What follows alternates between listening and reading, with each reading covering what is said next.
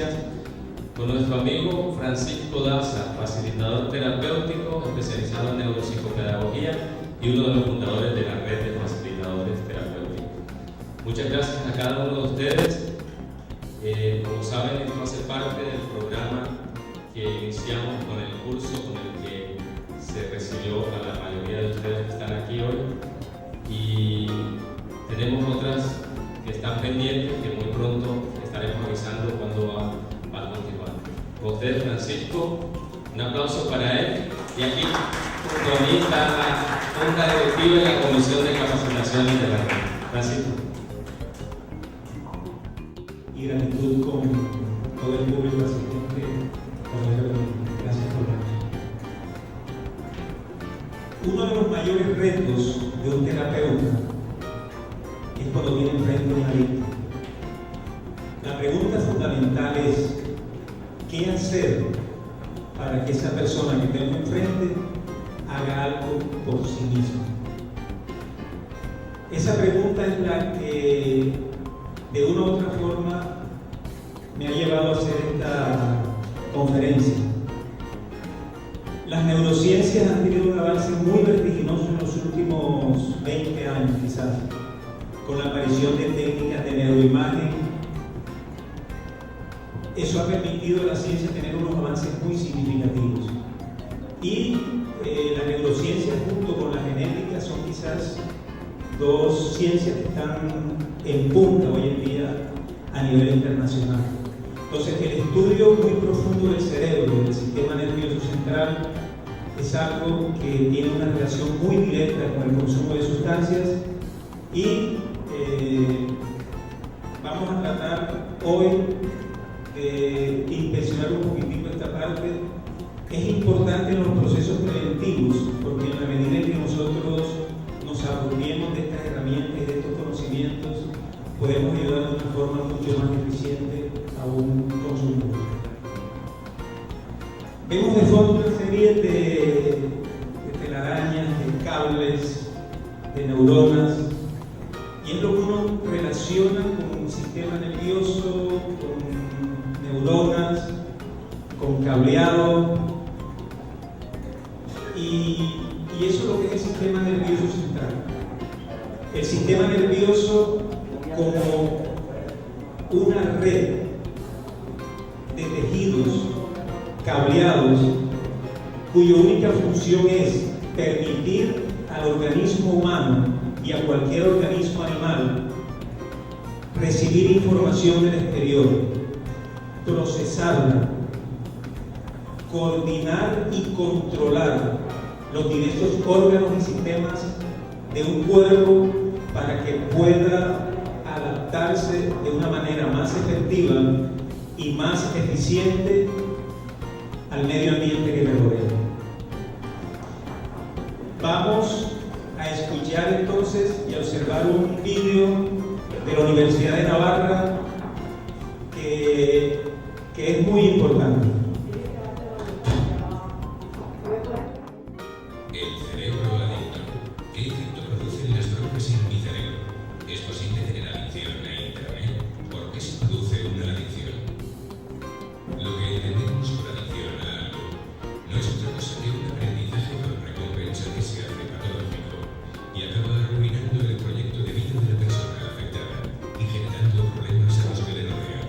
El consumo crónico de drogas, alcohol, tabaco o los comportamientos adictivos a los juegos de azar o la suplantación de la identidad en Internet siempre recompensa, elaboran tu almacenamiento y llegan a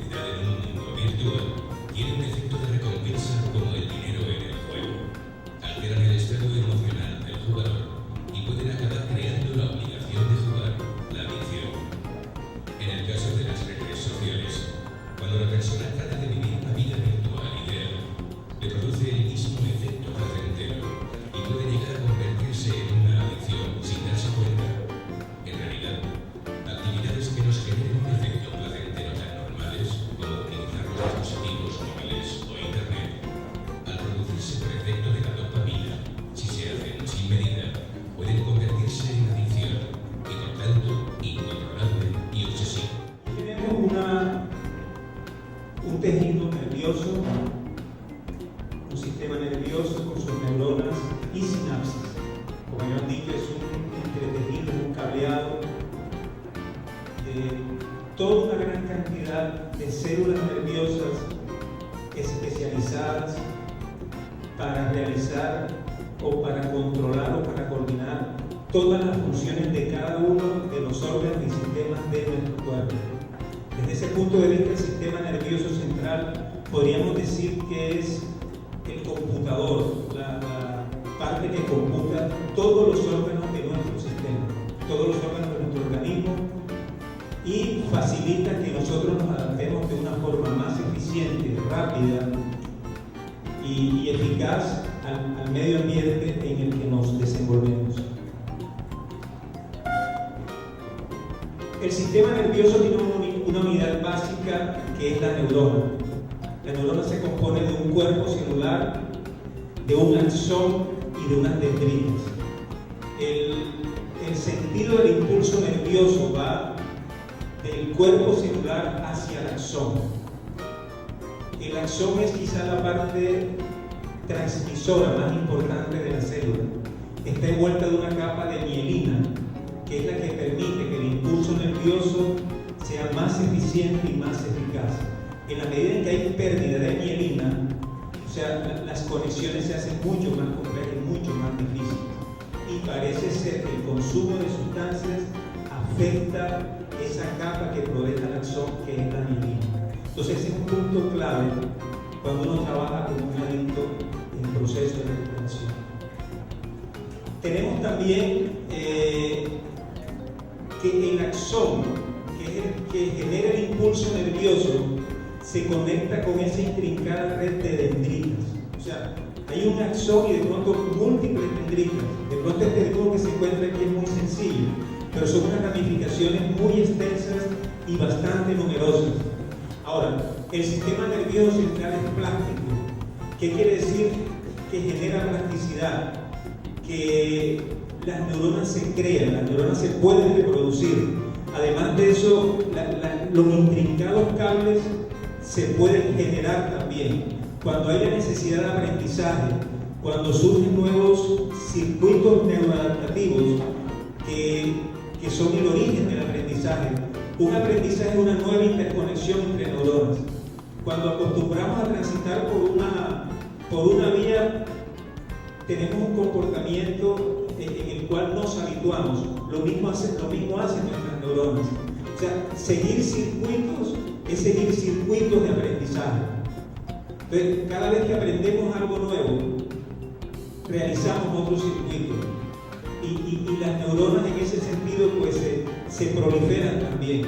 Y eso que decíamos anteriormente, de que las neuronas, cuando una persona es adulta tiene un número estándar, un número específico, y eso está mandado a reevaluar. O sea, el sistema nervioso central es capaz de regenerarse como cualquier otro tejido humano. La parte más importante del sistema nervioso central no es la neurona por sí sola, sino la intercomunicación entre ellas. O sea, las neuronas tienen la capacidad de interrelacionarse, tienen la capacidad de conectarse entre varias neuronas, y eso es lo que permite que se den las distintas funciones de coordinación, de control, de sensibilización o las funciones motoras que nos permiten a nosotros adaptarnos al medio ambiente. Ahora, ¿cómo se da esa interconexión? Se da de dos maneras: de una interconexión eléctrica y de una interconexión bioquímica. Para el caso que nos compete a nosotros, el consumo de sustancias, la afectación se da sobre las reacciones bioquímicas. Tenemos la parte amarilla, es el axón, y la parte verde es una dendrita. Son las terminaciones, ahí es donde se conectan y se contacta un axón con una dendrita. Eso permite que el impulso de una neurona a través del axón llegue a una dendrita. Y esa célula recibe esa información, la procese y por su axón la conecte a otra dendrita, estableciendo toda una serie de canales que generan procesos neuronales dentro de un organismo. La parte entre una conexión de un axón y una dendrita se llama espacio sináptico. Ahí se sucede lo que es la sinapsis. ¿Qué es la sinapsis? En el cuerpo celular se generan los neurotransmisores. Los neurotransmisores vienen en vesículas presinápticas que llegan desde el cuerpo celular hasta la punta del axón. Y eso es para cualquier tipo de célula especializada neural. Para el caso nuestro, que como vieron ahorita en el video, el sistema dopaminérgico, el sistema que contiene la dopamina, es el que es atacado por el consumo de sustancias, que es el atacado por el consumo de sustancias. La dopamina se produce en el centro del cuerpo celular y viene hacia el axón y es depositada en la sinapsis. En la dendrita hay unos receptores en la parte de abajo con quienes hace contacto y producen una reacción bioquímica que permite seguir hacia el centro de la siguiente neurona y así seguir ese proceso en cadena. Ahora, los axones, cuando depositan la dopamina o cualquier otro neurotransmisor, tienen la capacidad de reabsorber las moléculas que no son utilizadas o las que fueron utilizadas, pero vuelven y las reabsorben para volver ese proceso nuevamente y seguir con la producción de neurotransmisores. O sea, no es algo que se agota, no es algo que se acaba, sino que es un flujo y un proceso continuo. Entonces, como explicaba ahorita en el video, una de las funciones de la cocaína es taponar estos canales recaptadores. Entonces, eso permite que la dopamina quede en el espacio sináptico por muchísimo más tiempo. Y ese es el efecto de intoxicación por consumo de cocaína. El alcohol, por ejemplo, actúa sobre el GABA. El GABA impide, el GABA es una especie de controlador de la dopamina. La dopamina, cuando una persona tiene una situación donde experimenta placer, donde experimenta alegría, hay una producción de dopamina, pero el mismo sistema nervioso regula la cantidad de tiempo que debe permanecer. O sea, nuestro sistema nervioso está diseñado de tal manera y de tal forma que no permite que haya esa continuidad por muchísimo tiempo, sino que hay un ciclo en donde estamos alegres, pero volvemos otra vez a la normalidad. Lo mismo sucede cuando estamos rabiosos, cuando tenemos frustraciones. También hay producción de otros neurotransmisores, pero volvemos otra vez a la normalidad. Entonces, las sustancias psicoactivas están diseñadas para actuar específicamente en el sistema mesolímbico cortical dopaminérgico, de tal forma que actúa sobre el funcionamiento de la dopamina, alterándolo, cambiando su neuroplasticidad. Ojo, hay neuroplasticidad estructural, o sea, la plasticidad de las mismas células, pero también hay una neuroplasticidad funcional. O sea, el hecho de taponar los canales recaptadores, o sea, produce algunos efectos dentro de las neuronas. Otro de los efectos es que los receptores de la dopamina, con el consumo crónico de las sustancias, empiezan a tener dificultades. Esa es la razón por la cual una persona que consume con el tiempo necesita aumentar la dosis para poder sentir los mismos efectos. O sea, los receptores empiezan a tener una disfuncionalidad. Entonces se necesita producir mayor cantidad de dopamina, que es la que produce o que es la que combina la sustancia psicoactiva Entonces se necesita cada vez aumentar la dosis, aumentar la cantidad para poder sentir los mismos efectos iniciales. El sistema nervioso central se compone, en los seres humanos, se compone desde el encéfalo y la médula espinal que está en la columna vertebral. Son prácticamente esos dos componentes. Y la médula espinal, donde irradian toda la cantidad de terminales nerviosas que llegan a todos los sistemas y a todos los órganos de nuestro propio cuerpo. La parte más importante, donde se generan todas las asociaciones, donde se genera todo el cómputo de nuestro cuerpo, es en el encéfalo. El encéfalo se compone del cerebelo y del tallo cerebral. El tallo cerebral pasa hacia la médula espinal, que es la terminación de todo el proceso nervioso. El cerebro tiene el lóbulo frontal y tiene 3 lóbulos detrás del occipital, el parietal y el temporal. Los 3 lóbulos últimos, parietal, temporal, occipital y temporal, se encargan de la sensibilidad, se encargan de recibir toda la información de afuera y procesarla. El lóbulo occipital, por ejemplo, recibe lo que nuestros ojos reciben, pasan al occipital. El lóbulo temporal se encarga de recibir más que todo la información auditiva. Y el lóbulo parietal se encarga de recibir la información somatosensorial, o sea, lo que recibimos por el tacto, las posiciones del cuerpo, la orientación, el cuerpo mismo, se procesa en el lóbulo parietal. Pero tenemos una parte importante que es el lóbulo frontal, que es donde realmente se realizan todas las asociaciones que nos permiten a nosotros comprender, analizar, tomar decisiones, inhibir impulsos. O sea, todas las facultades superiores del ser humano se encuentran en esa parte del lóbulo frontal.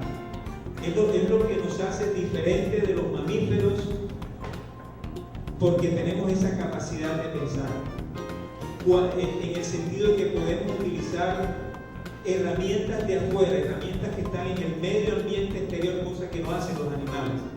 Los animales cogen los elementos que están en el medio ambiente y los utilizan para nutrirse o para protegerse, pero no fabrican herramientas para interactuar con otros seres humanos o para interactuar con el medio ambiente.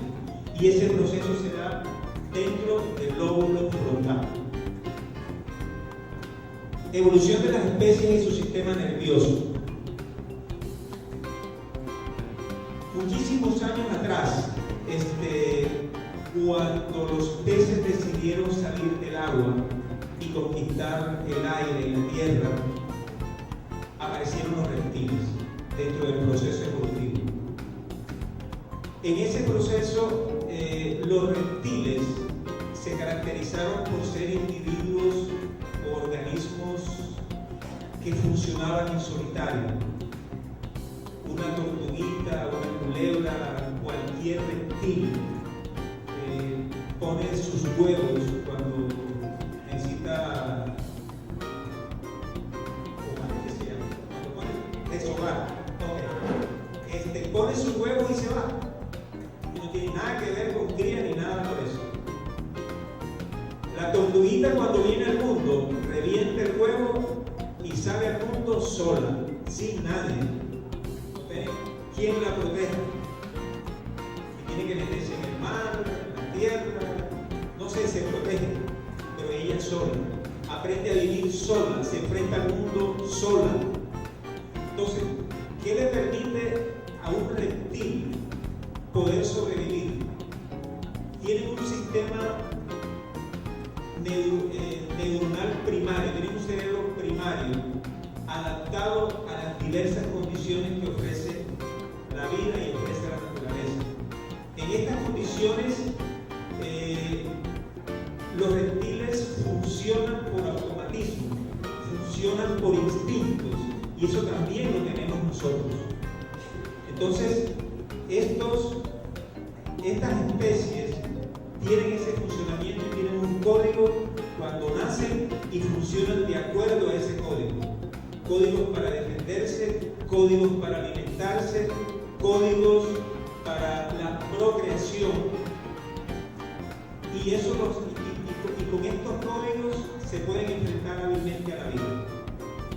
Posteriormente vinieron las aves en todo ese proceso evolutivo y posteriormente los mamíferos, que ya crearon unas condiciones sociales mucho mayor que los reptiles, que fueron animales mucho más sociables. Y esto se dio a evoluciones dentro de su sistema nervioso, que ya vamos a ver más adelante. Entonces, esto permitió a estos mamíferos poder relacionarse, poder incluso programarse para las crías.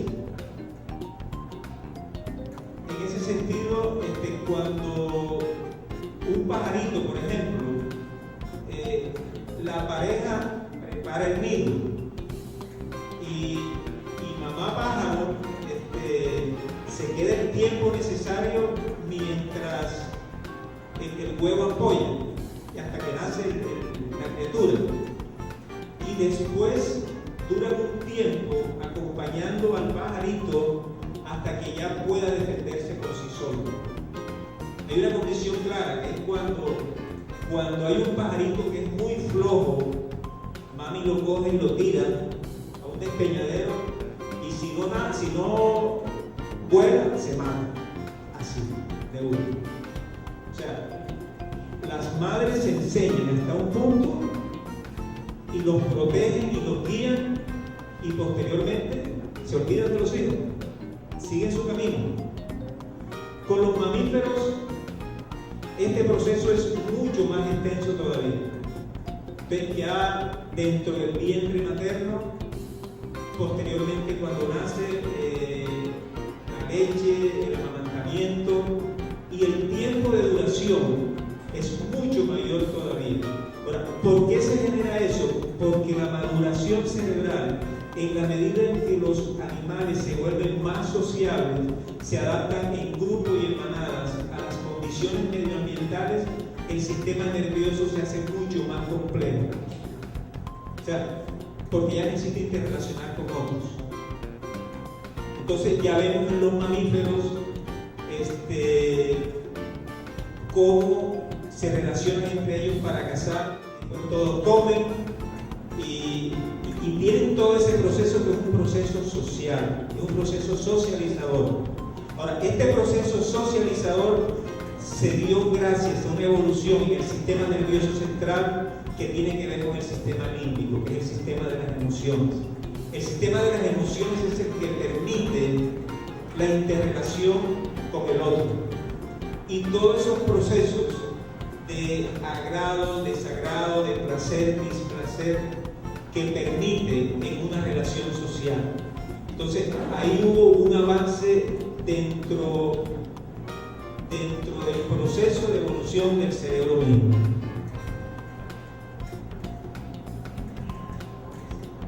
Bueno, y por último está el hombre. Aparece el hombre dentro de la creación como un animal superior, donde lo que caracteriza al ser humano es su organización social. O sea, nosotros nos organizamos, utilizamos cosas del medio ambiente, las transformamos para nosotros mismos, para la sociedad y muchas veces para hacer daño también. Pero este ha sido todo el proceso evolutivo que se genera más o menos en los tres tipos de cerebro. Paul MacLean, a mediados del siglo pasado, diseñó este modelo. Él decía que el cerebelo y el tallo cerebral corresponden al cerebro del reptil, y ese lo tenemos nosotros también.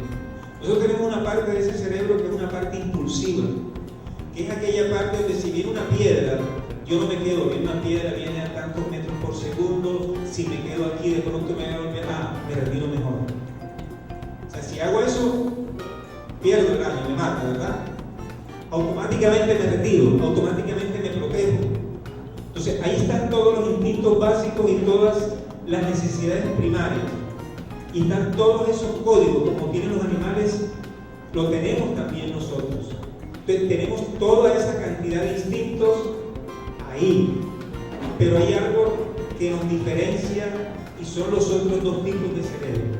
También tenemos el sistema límbico. El sistema límbico es el cerebro paleomamífero o el cerebro mamífero, que es ahí donde radican todas las emociones. Y es efectivamente en ese cerebro donde prácticamente actúan las sustancias psicoactivas, en el cerebro mamífero, porque es el sistema de las relaciones, es el sistema emocional.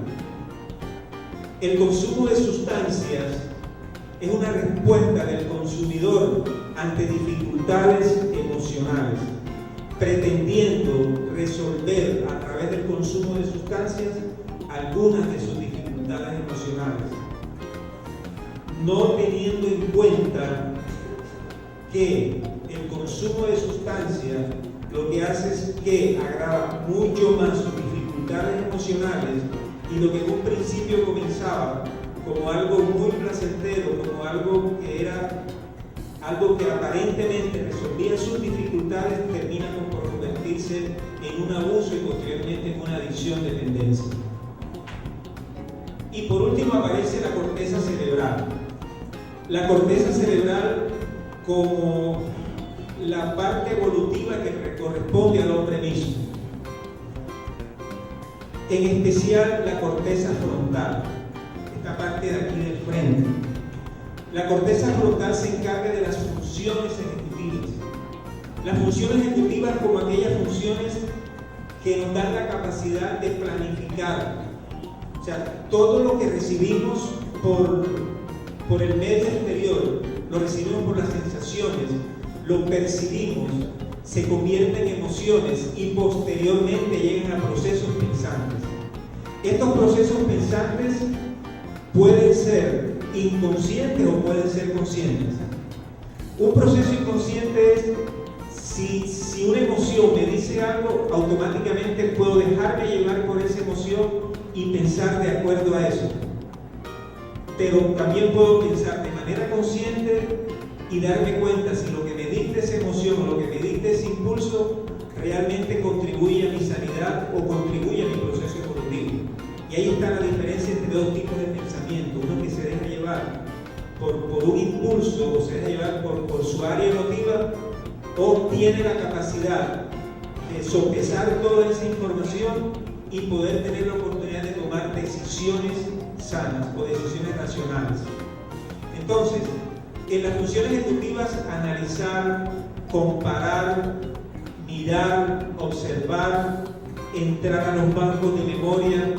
Un pensamiento sería comparar lo que está sucediendo en el presente, ir a los bancos de memoria de sucesos que me sucedieron en el pasado, compararlos para poder tomar decisiones más sanas, más acordes con la realidad del momento.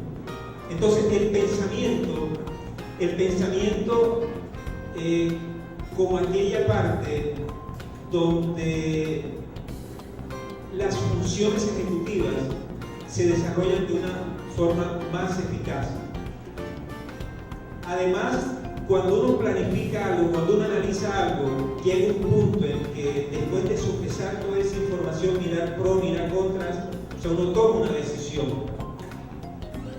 La parte de toma de decisión es un punto muy clave, es un punto muy importante. Es aquella capacidad de que si yo diseño algo y decido hacerlo, me embarco en eso. Pero no es solamente tomar una decisión en un momento dado y después olvidarme de ella, sino una decisión es el mantenimiento y el sostenimiento en el tiempo, a pesar de las dificultades que aparezcan, de poder sostenerme en él. Y aquello que planifiqué, aquello que yo tuve presente, el poder seguirlo, y si me apareció un obstáculo, buscar la forma de sortear ese obstáculo, pero seguir con mi propósito y con mi proyecto. Entonces, eso es la toma de decisiones. Y es la parte en la que un consumidor tiene muchísima dificultad, o incluso adictos que están en proceso de recuperación. O sea, una cosa es estar en un proceso de tratamiento y otra cosa es tener un sostenimiento. Y el sostenimiento tiene que ver con la parte de toma de decisiones, tiene que ver con la parte del desarrollo de la voluntad misma. Entonces, muchas veces dentro de un proceso de tratamiento, en cortos lapsos de tiempo, diseño, analizo, reviso, miro qué pasó, qué fue lo que sucedió, pero dentro del proceso de tratamiento debo de diseñar qué es lo que viene de aquí en adelante, cómo va a ser mi vida, cómo va a ser mi proceso de recuperación continua y hacia dónde apunto y hacia dónde voy. Entonces, ese proceso es un proceso de sostenimiento, es un proceso de un continuo, de un sostener, ¿verdad? A pesar de las circunstancias.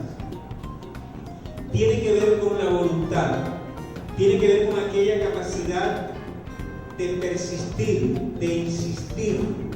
Ahora, si en ese proceso yo me doy cuenta que ese proyecto en el cual yo me embarqué es contrario a mi proyecto de vida, pues simplemente me echo hacia atrás, lo reajusto, hago los cambios necesarios y sigo adelante. O si me doy cuenta de que ese proyecto en el cual me embarqué no va a traer frutos necesarios, sino que me está trayendo dificultades, y la única opción que hay es retirarme, pues me retiro. Y esa es una de las condiciones del hombre, el ser humano como alguien que ensaya, comete errores, vuelve a ensayar, comete errores hasta que da en el blanco. Y es precisamente los errores, las dificultades a las cuales nos enfrentamos y que nos hacen errar, las cuales se pueden convertir en oportunidades de crecimiento, y de hecho se convierten en oportunidades de aprendizaje. O sea, cuando yo me equivoco, con mis funciones ejecutivas tengo la capacidad de darme cuenta qué fue lo que pasó, qué fue lo que sucedió. De ahí que una recaída tenga la opción de poder convertirse en un aprendizaje para mi proceso de recuperación, para poder reajustarlo. O sea, algo pasó dentro de ese proceso que no tuve en cuenta ciertas cosas, y que al recaer, un golpe fuerte, pero tengo la opción y tengo la oportunidad de aprender de ese error. En la vida aprendemos de los errores, y eso se da dentro del prefrontal, dentro del frontal. Entonces,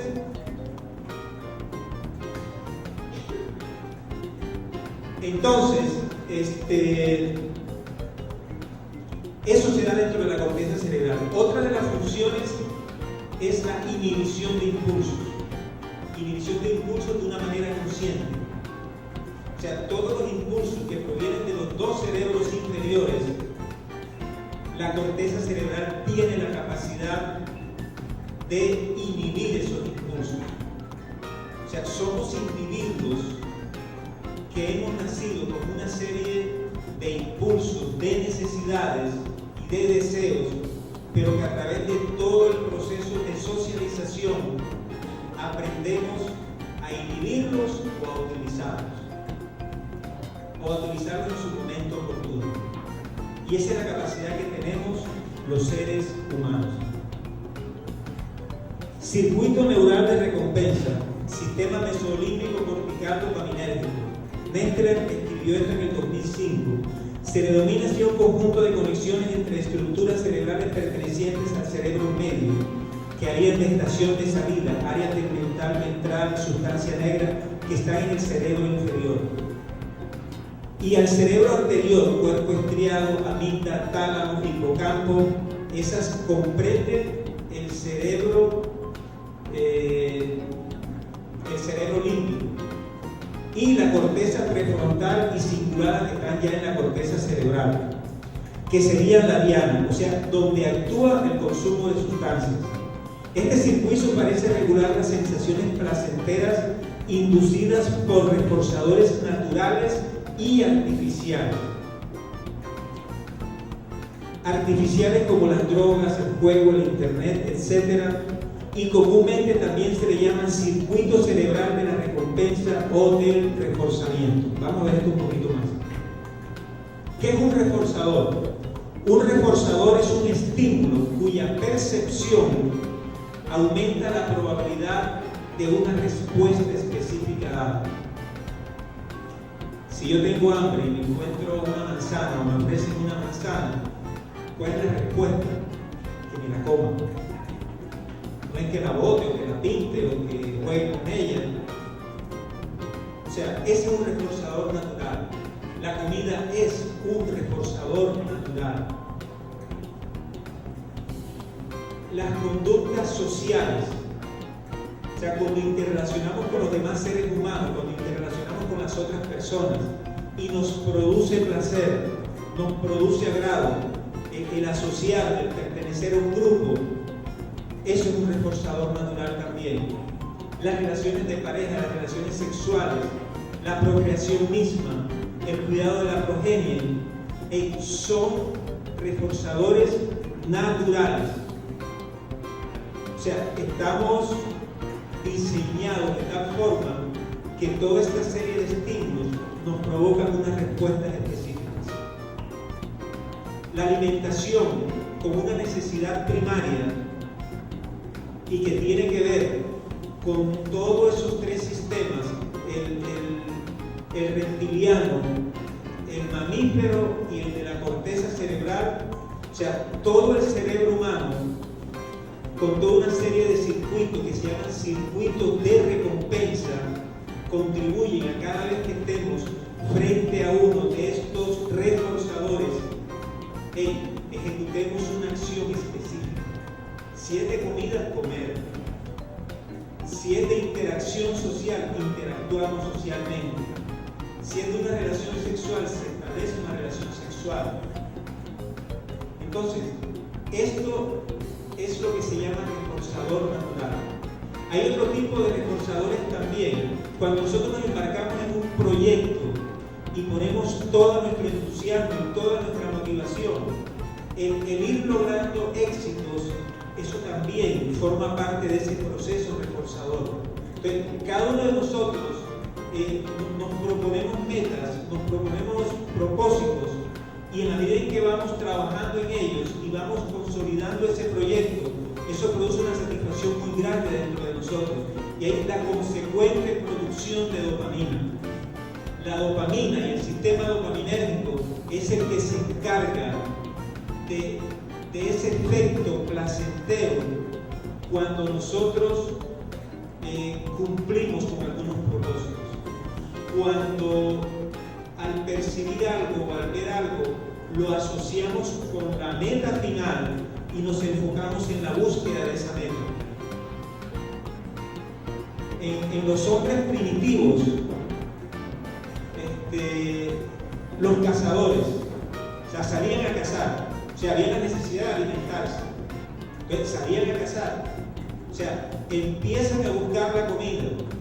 Después se dieron cuenta que si sembraban algunas frutas, algunos árboles, tenían su propio alimento cultivante. Apareció la agricultura, apareció la siembra. Entonces, ya empezaron a manipular el medio ambiente y empezaron a tener una serie de conductas cuya única finalidad es la alimentación. Entonces, la alimentación como un reforzador natural. Ahora, aparecen reforzadores naturales. El dinero es un reforzador artificial.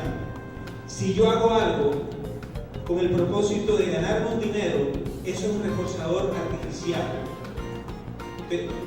Yo hago algo porque voy detrás de una búsqueda del dinero que más adelante me va a servir para alimentarme, para vestirme y para satisfacer cualquier otra necesidad básica. Entonces, en ese sentido, se convierte en un reforzador artificial. De igual manera, el consumo de sustancias psicoactivas entran a activar el sistema mesolímbico cortical dopaminérgico, que es donde está esa parte de los reforzadores. se llama el circuito de la recompensa o el circuito del reforzamiento. La mayoría de estudios, por decir casi todos los estudios en neurociencias, apuntan a que el consumo de sustancias llega efectivamente sobre este sistema que tiene que ver con los tres cerebros. Bueno, ¿cómo actúa un reforzador? Hay un estímulo externo. Las cosas de afuera nos producen agradabilidad o desagradabilidad. Nos producen placer o nos producen displacer. En algunos términos mayores u otros en términos menores. Entonces, un estímulo, cuando produce una experiencia agradable, ese momento de producir la experiencia agradable, su acción es sobre el sistema dopaminérgico y activa toda la producción de dopamina con todo lo que vieron en el vídeo y con todo lo que hemos estado viendo hasta ahora, y se produce lo que se llama una emoción agradable, que está mediada por el sistema emocional. Agradable es cuando me gusta, cuando es ese sentido del gusto, cuando es ese sentido del placer. Es algo que es emocional. Ahora, esa experiencia agradable me lleva a un recuerdo agradable. En el vídeo hablamos del hipocampo. En el hipocampo está la memoria de los episodios agradables. Entonces, ese recuerdo agradable queda ahí grabado. Y ese recuerdo agradable me lleva posteriormente a un deseo de repetir cuando las condiciones ambientales se dan. Entonces, si tengo hambre, miro en el ambiente que hay, voy a la nevera, saco lo que hay en la nevera, si no encuentro nada, voy a un restaurante, voy a la tienda. El asunto es que me movilizo, todo mi cuerpo se moviliza para cumplir con la recompensa de alimentarme o de comer.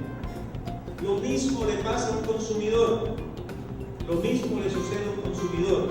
La primera vez que un consumidor consume sustancia, tiene la probabilidad, si tiene predisposición hacia el consumo, de que las primeras experiencias sean agradables. Y de hecho son muy agradables, porque activan los sistemas dopaminérgicos, activan esos sistemas.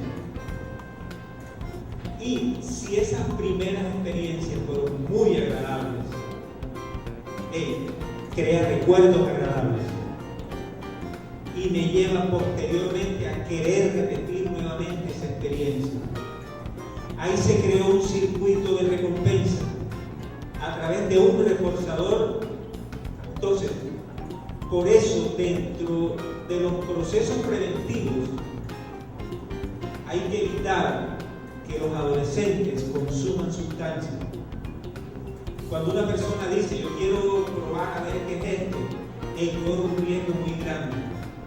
Corre un riesgo muy grande porque puede quedar enganchado. Los adolescentes, el riesgo mayor es en los adolescentes. La corteza prefrontal llega a madurarse hasta los 25 o 30 años. No es verdad que cuando yo tengo 18 años ya yo soy un mayor de edad. Mentira, soy un adolescente todavía. Mi cerebro o mi corteza cerebral no tiene esa maduración plena que me permita tomar decisiones conscientes y razonables, porque está en proceso de maduración aún. Y resulta que el mayor riesgo de consumo se da en los adolescentes, cuando apenas está comenzando su corteza cerebral a empezar a madurar. Listo, venimos con ella. Nosotros tenemos 3 tipos de inteligencia. La primera inteligencia es la inteligencia perceptiva, o sea, percibir nomás, recibir, recibir, recibir.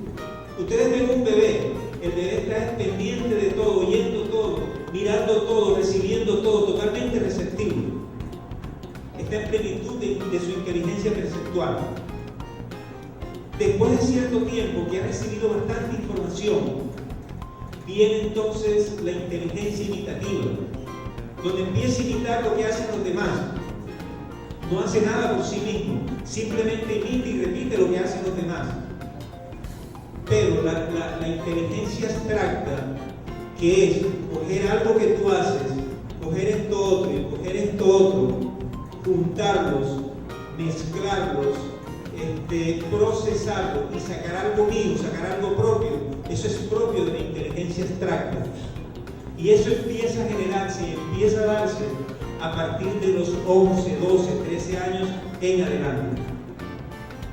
Entonces, la corteza frontal, la que me permite a mí analizar, sopesar, comparar, para poder tomar decisiones sabias y poder inhibir impulsos, es algo que con dificultad se da en la adolescencia. Es muy difícil que un adolescente tome decisiones maduras. Está en proceso de maduración apenas. Pero necesita del cuidador, necesita de alguien que esté al frente de él, para que le pueda indicar lo que está bien y lo que está mal, lo que es sano y lo que puede ser insano para él. Pero resulta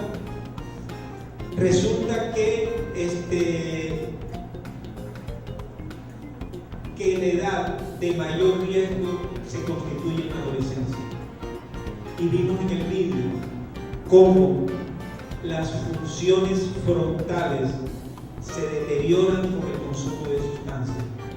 En el proceso evolutivo del ser humano, donde apunta al desarrollo de su corteza cerebral, específicamente de las áreas frontales, en ese proceso con el consumo de sustancias, podríamos decir que es un proceso involutivo.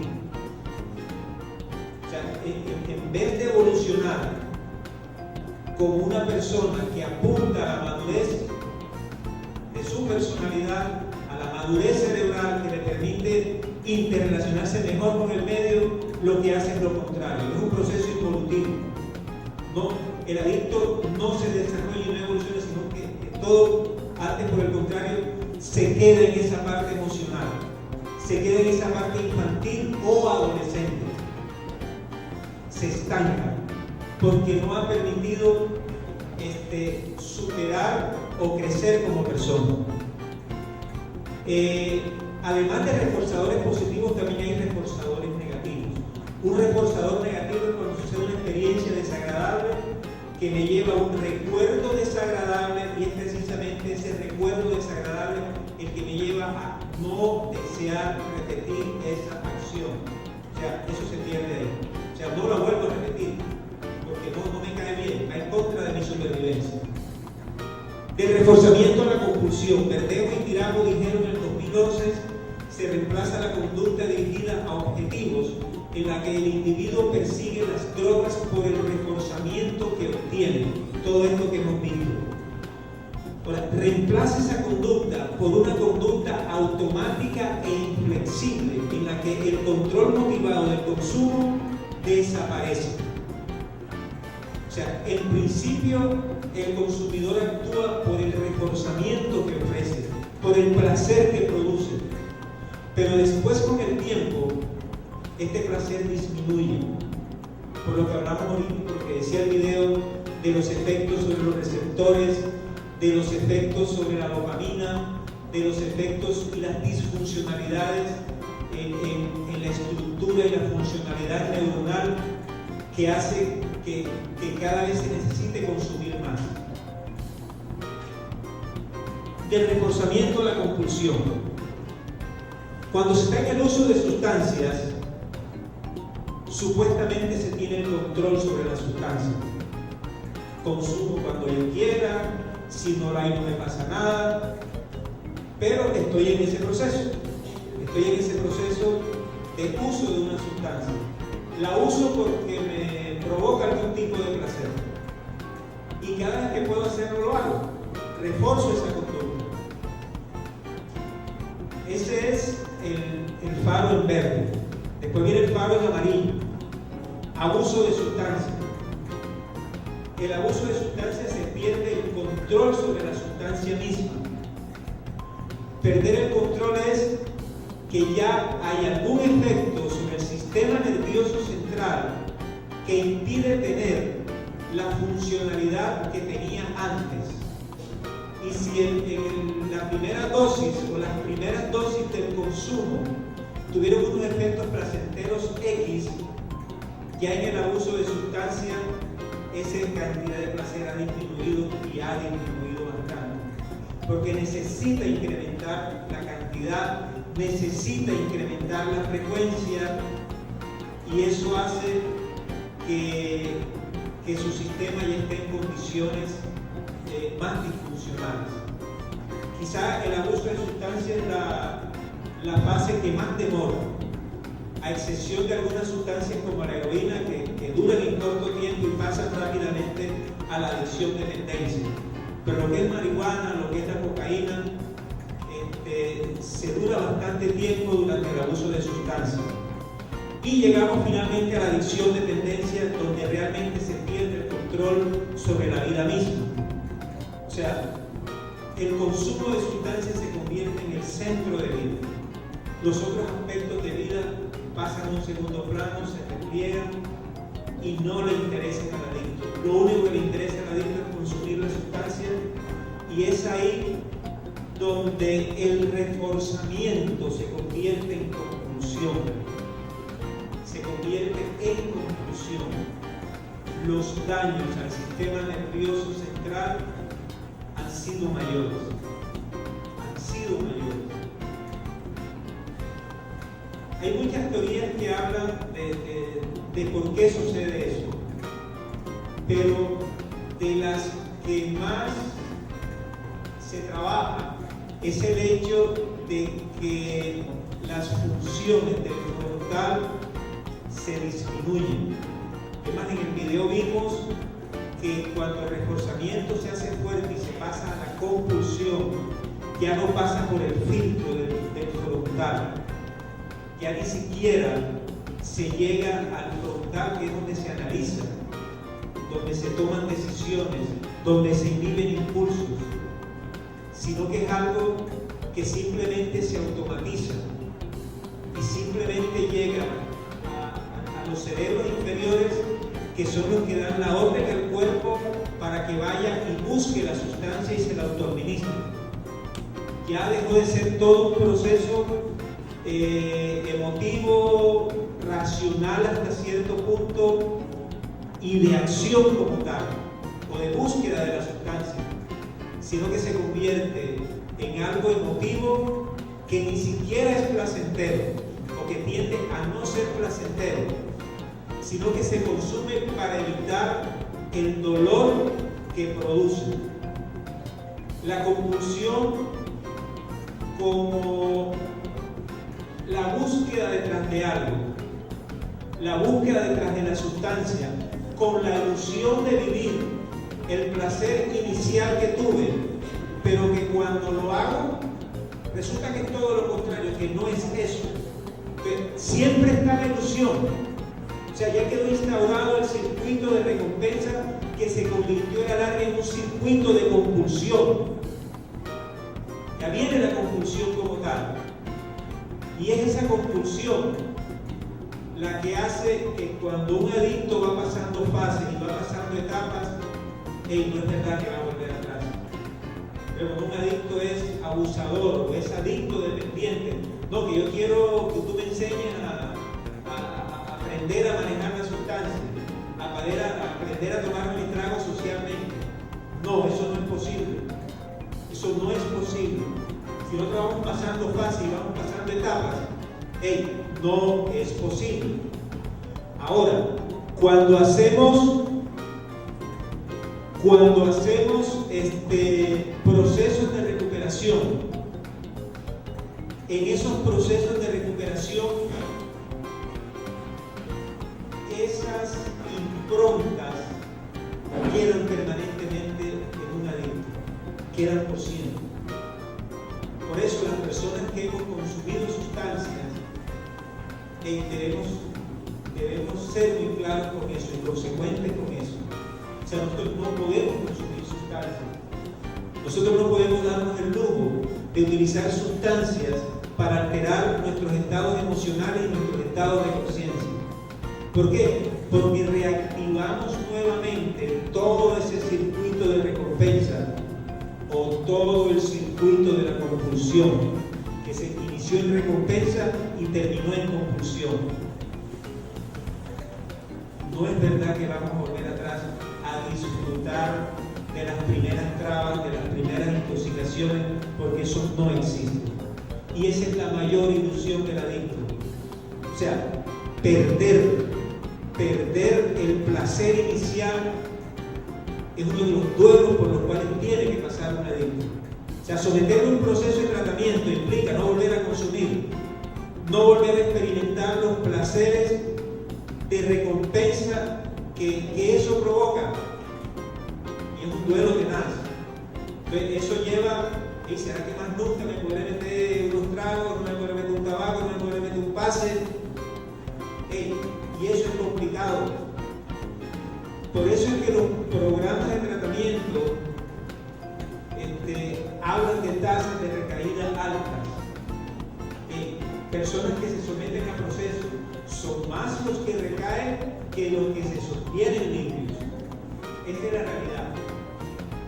Porque está tan impreso en el sistema dopaminérgico y en la afectación a todos los demás sistemas, o sea, el efecto de la misma adicción.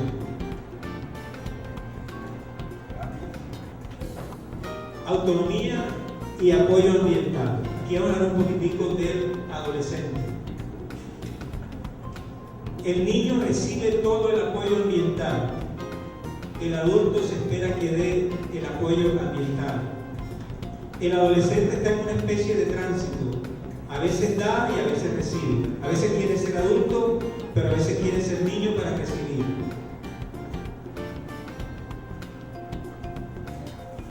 En la adolescencia se da el mayor factor de riesgo hacia el consumo de sustancias. Por ser precisamente esa etapa de transición, es una etapa crítica, donde el adolescente ya no tiene esa inteligencia imitativa, donde veía a sus padres como sus modelos de identificación. Ya está entrando a funcionar la inteligencia abstracta. Ya mi papá y mi mamá no son los ídolos que yo tenía. Ahora compara mi papá con el papá del otro, con el papá del otro, el papá del otro, y empieza a ver los defectos de sus propios padres. Y empieza a mirar los de los otros. Y empieza a interesarse en sus pares, en sus compañeros de edad, en sus compañeros adolescentes. Y la parte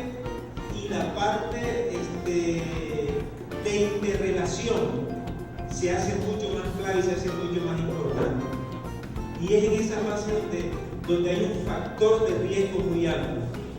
Precisamente por querer experimentar el mundo, por querer conocer al mundo, en ese afán de adulto de experimentar, de conocer, de darme cuenta, de cada vez más zafarme un poquitico más de la presión de mis padres, de querer ser más adulto, de querer ser yo mismo, de ejercer mi propia autonomía.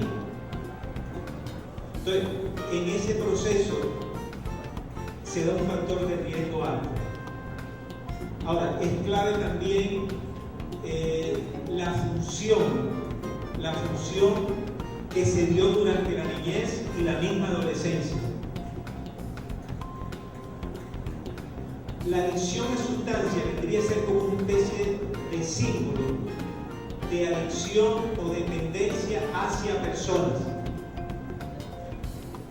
Se ha descubierto que cuando aparece consumo de sustancias, previamente ha habido algún tipo de dependencia hacia los padres generalmente, en el tipo de crianza, en el tipo de educación que se le brindó, muchas veces porque se dio mucho o muchas veces porque no se dio, y se da porque se dio mucha autoridad o porque se dio poca autoridad o porque se dio demasiado afecto o porque no se dio afecto, porque se dio muy poco afecto. Y todo eso entra a ser parte de toda esta carga emotiva que tiene un adolescente. Y toda esa cantidad de situaciones que se dan en el adolescente pueden ser caldo de cultivo para que posteriormente aparezcan adicciones. Adicción como una forma de adaptarse a la vida cuando hay una serie de deficiencias interiores. Si soy una persona que tengo dificultades en las relaciones interpersonales y de pronto alguien me dice, tómate unos tragos y verás que te relacionas chévere con todo el mundo, y me tomo mis tragos, y hasta así coroné, hablo con todo el mundo, la chica que me gustaba, me enamoré, le dije, esto es lo que yo necesitaba, resolví mi problema vital, instauré un circuito de recompensa. Pero resulta que la vida misma ofrece oportunidades, pero también ofrece obstáculos. Y los obstáculos son oportunidades de crecimiento.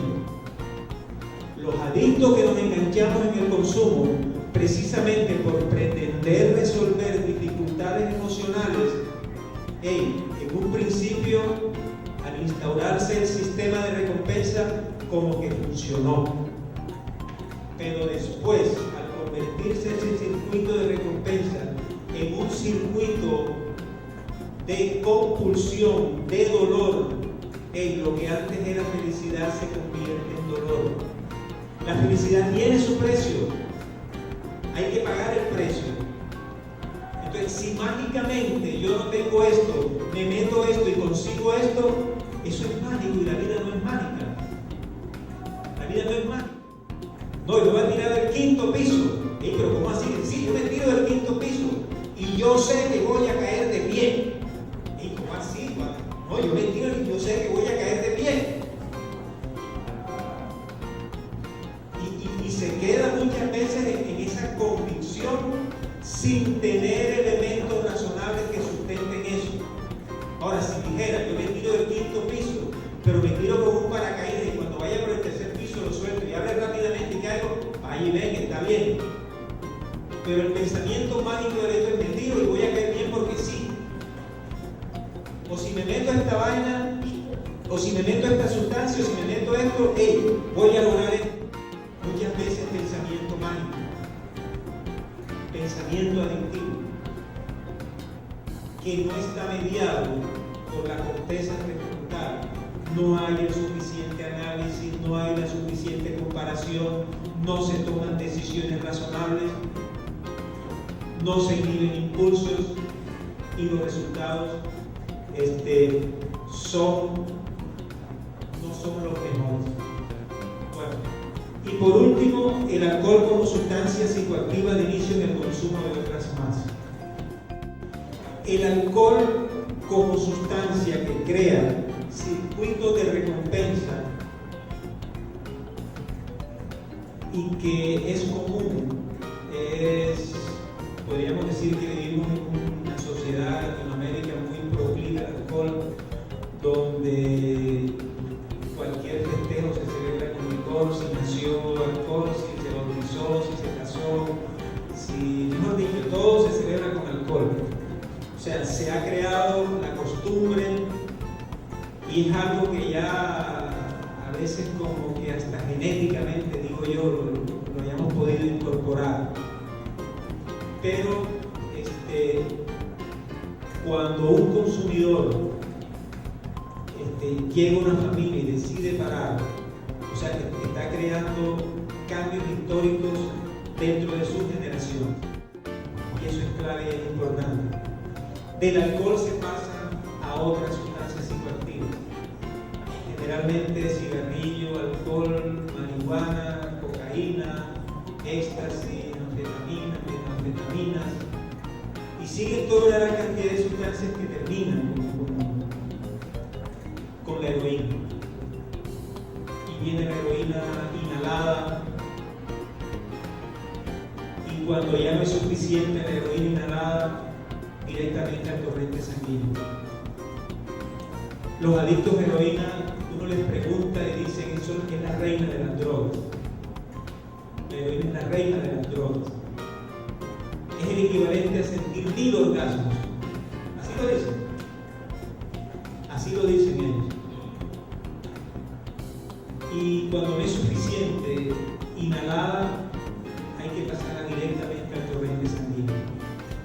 hasta dónde nos lleva un circuito que inició con un reforzador, posiblemente con la nicotina o posiblemente con el alcohol, y mira hasta dónde puede llegar. Quien generalmente se inicia en un consumo de sustancias no fuertes, sustancias blandas, nunca piensa que va a llegar a sustancias duras. Nadie piensa eso. Nadie cree que eso pueda suceder así. Pero sucede. Algunas herramientas para trabajar con fármacos, con adictos. Lo primero es cuando estoy tú a tú con esa persona, preguntarme qué puedo hacer yo para que esa persona haga algo por sí misma. O sea, yo no puedo hacer nada por él. Simplemente puedo darle alguna información, algún acompañamiento, permitirle algunos procesos, pero quien lidera el propio proceso es el mismo él. Y es él quien genera cambios sobre él mismo. Él mismo es quien los genera.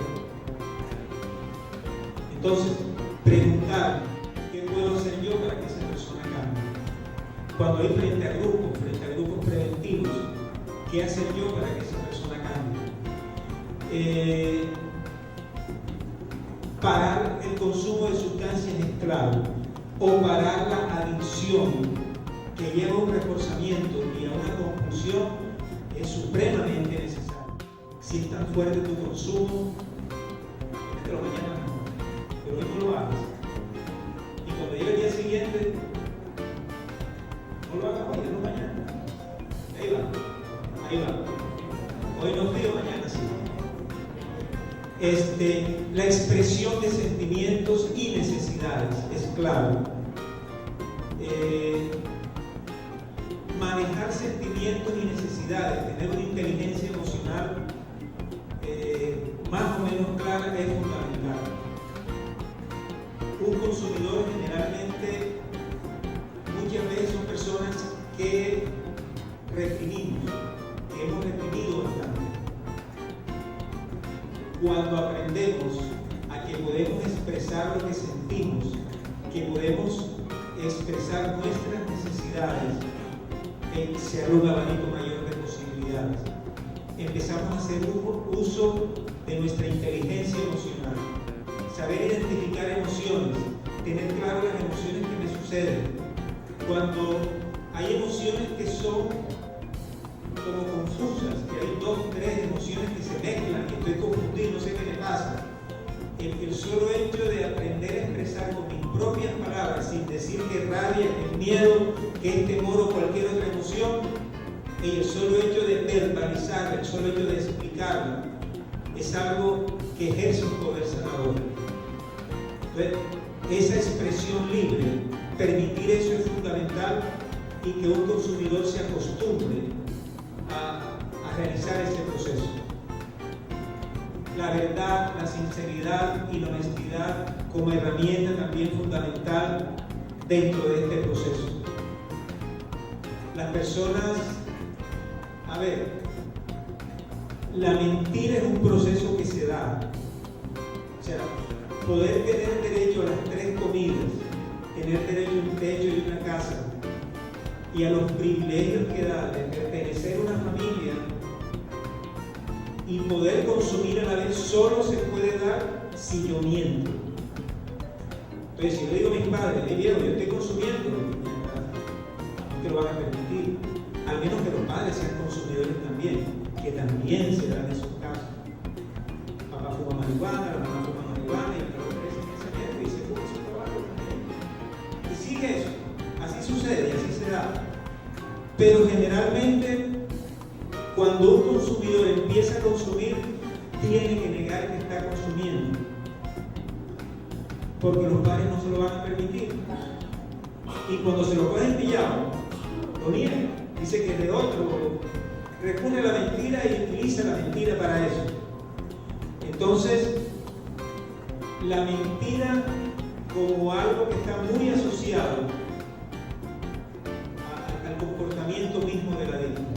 Entonces, aprender a delatar cuando está mintiendo. Que me robó una manzana, me gustó, pero mejor me quedo callado, porque es la tendencia, es el aprendizaje que adquirió, fueron los circuitos que él aprendió a echar mentira, a manipular. Pero en la medida en que sea honesto, en la medida en que sea sincero, él puede tener mayores opciones de recuperación. Todo lo que tenga que ver para un consumidor en recuperación con alteración de sus estados emocionales y alteración de sus estados de conciencia, evítenlo.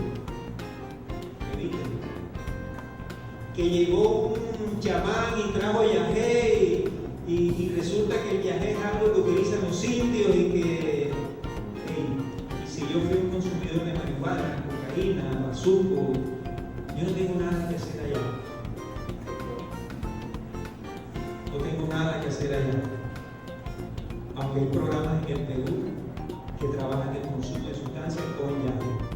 Pero nada, el yagé es una sustancia como un cáñamo del Amazonas que hacen unos bebedizos y los toman. Y es un alucinógeno. Y que hoy día está muy entendido. Entonces vienen indios, indios mayores. ¿Cómo se llaman los indios mayores? Eso. Y lo promueven en círculos sociales. No. Es un riesgo alto. En fin, todas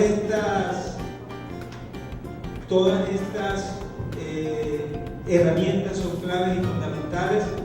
Y por último llegamos a los factores de riesgo y de prevención. Factor de riesgo es la probabilidad de consumir una sustancia. Hay factores de riesgo asociados a la sustancia, al individuo y al entorno, o sea, a toda la dimensión social. Factores de riesgo asociados al individuo tiene que ver con cómo está su confianza básica, cómo está su autoestima, cómo está su autoimagen, cómo está su autoconcepto, cómo está su identidad, quién soy yo.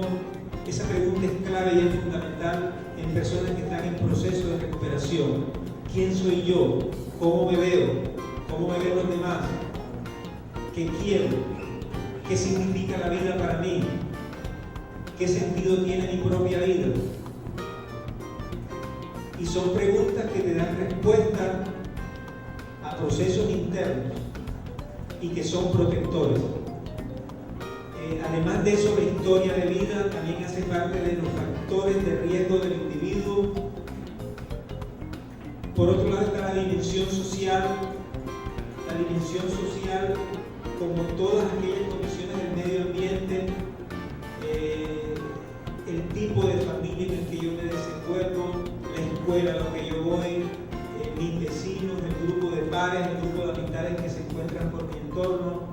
Además de eso, la publicidad, las condiciones macroeconómicas que también influyen.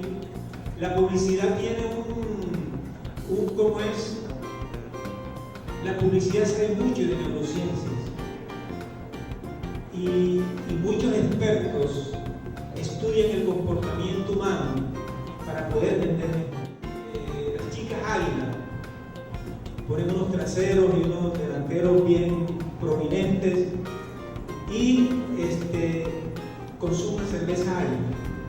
O sea, relacionan lo erótico con el consumo de una sustancia. O sea, ambos son reforzadores naturales. Ambos son reforzadores naturales. Ver a Antonio Banderas en un yate y al lado ponen Chivarriga, cualquier whisky de estos, con una chica a su lado. Todo eso estimula psicológicamente los circuitos de recompensa. Todo eso lo estimula. Entonces, toda esa dimensión social, y hoy estamos sometidos muchísimo más a los medios, a al internet, a las redes sociales. Y muchísimas veces los padres a veces nos quedamos hasta, porque es que el mundo va tan evolucionado y a veces nosotros no podemos ir a la par del mundo y nos quedamos atrás a veces. Y a veces nuestros hijos saben durante la adolescencia, a veces hasta muchas cosas más y tienen acceso a más información que los adultos. Entonces hay una descompensación y eso es un factor de riesgo muy grande. Y el factor de riesgo asociado a las sustancias psicoactivas. Las sustancias psicoactivas siempre van a existir.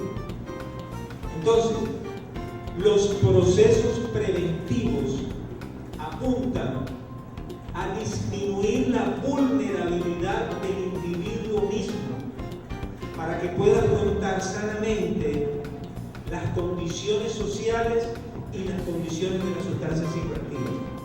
Entonces, todo proceso preventivo apunta a minorar la vulnerabilidad del individuo, a proteger al individuo, a madurar al individuo para que se desarrolle de una forma más efectiva y pueda abordar todo su entorno social con el consumo de sustancias. En los adolescentes es mejor que esperen para tomar decisiones más adelante. Si se le explica a un adolescente todo el proceso cerebral que ocurre dentro de él, posiblemente lo logre entender. Y si logramos que un adolescente entienda que su proceso cerebral, de la corteza cerebral, lo que le permite a él tomar decisiones más sanas, más sabias, que lo puede hacer cuando tenga una mayoría de edad, y que durante esta fase de tu adolescencia, dedícate a madurar mejor y a coger las cosas con calma, a no ser tan acelerado. Posiblemente, si ese adolescente lo comprende, puede asumir conductas más sanas. Pero eso es muy claro y es importante. ¿Cómo retrasar la edad de inicio del consumo? Eso es clave y se está trabajando hoy en día en los programas de prevención. Si un adolescente consume a los 12, 13, 14, 15 años, los daños son grandísimos, son grandes. Si te lo vas a meter, métetelo allá cuando tengas 20 y pico de años. Así, retrasa tu edad de consumo. Si tienes mucha curiosidad por saber qué es eso, no te lo metas ahora. Mételo cuando tengas una mayoría de edad, que tengas tu cerebro con toda tu funcionalidad, y después que te lo metas decides si quieres seguir o no quieres seguir. Pero si te lo metes ahora con tu cerebro inmaduro, la mayor probabilidad es que te enganches y que te quedes, y es lo que está pasando hoy en día con nuestros adolescentes.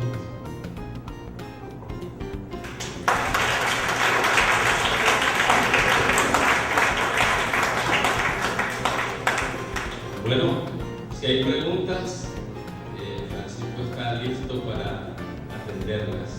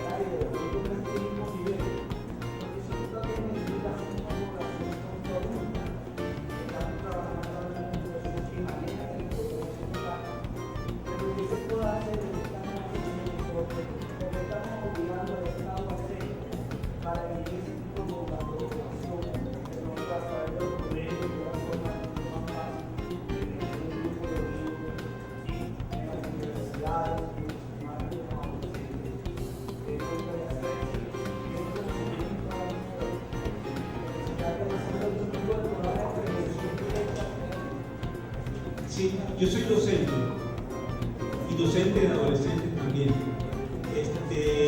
Ahora mismo está funcionando o ha comenzado a funcionar el Sistema Nacional de Convivencia Escolar, que trabaja por el desarrollo de los derechos humanos, los derechos sexuales, reproductivos y a la vez procesos preventivos.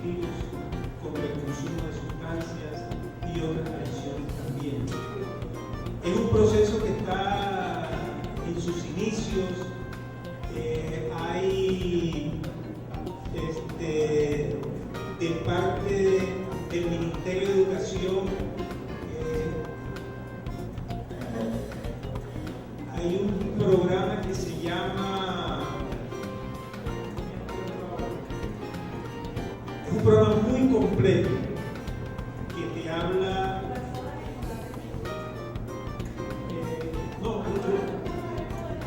lo bajas incluso por internet, la maleta pedagógica.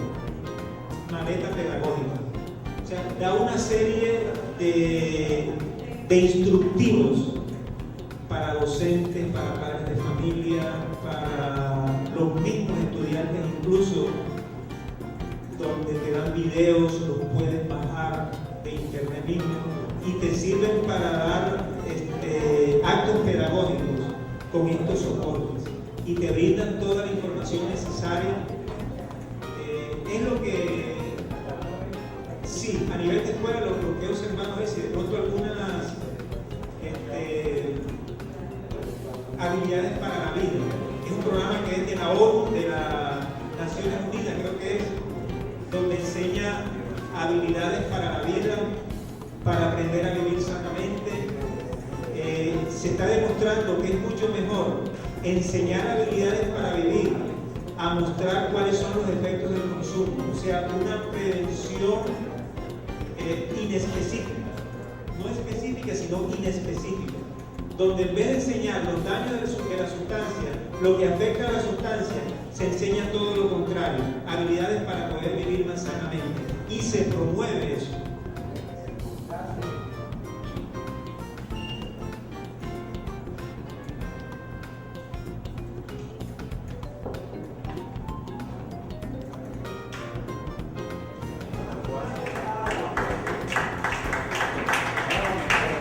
Muchas gracias a todos.